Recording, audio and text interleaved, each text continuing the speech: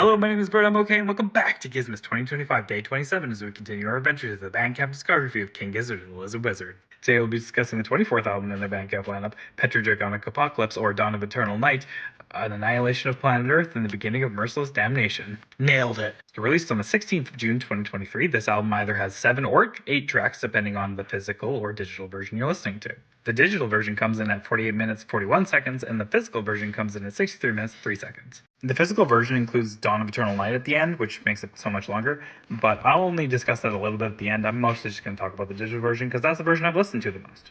And what can I say about this album other than the metal is back, motherfuckers? If Infest the Rasnets couldn't convince you that these guys can shred, then this thing sure as shit erases all doubt. This was easily my album of the year in 2023. Nothing could replace it. I probably listened to it like 50 times that year. It's excellent.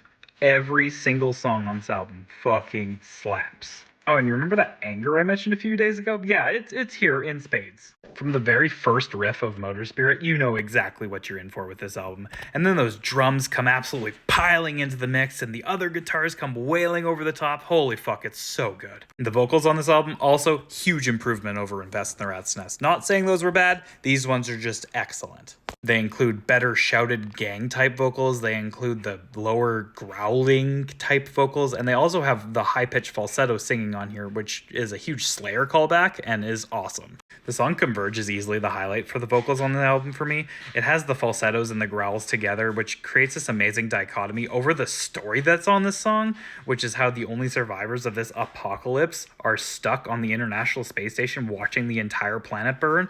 Man, it's a horrifying thought, and the vocals and the instruments, everything, it just paints such a awful picture, and it's great. I love it.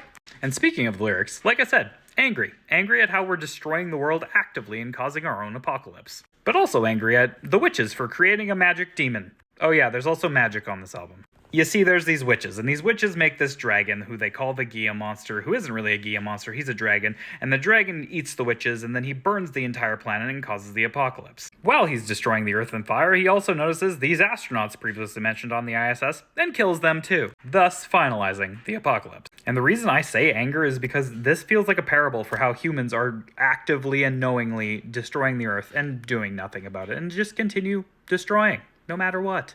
Dawn of Eternal Night is a 14-minute spoken word piece that just pretty much tells that story that I just said in more detail and better with a cooler voice. But yeah, it's 14 minutes, it's decent, but I don't think it's required reading. As always, let me know what your favorite song on the album is. With all that being said, I have been Bert. I hope you've been okay, and join me tomorrow as we continue our adventure through Gizzmas, day 28 in the Silver Cord.